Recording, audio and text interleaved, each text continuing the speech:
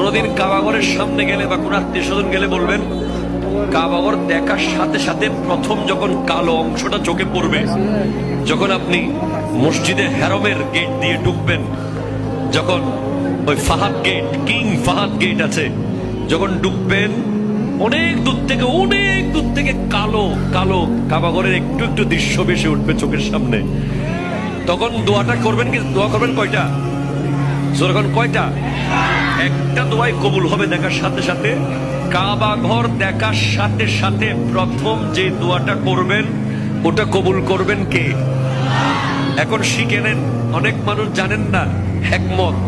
আপনি একটা দোয়া করবেন, একটাই শেষ, একটা সুযোগ পাবেন আপনি, কিন্তু আপনি এমন এক দোয়া করবেন যেন যতদিন ওখানে থাকেন প্রত্যেক দোয়া কবুল হয়ে যায়। এই হিকমতি দোয়াটা শিখে নেন।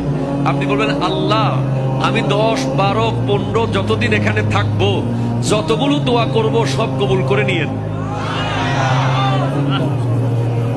দোয়া করছেন কয়টা? পাবেন কয়টা?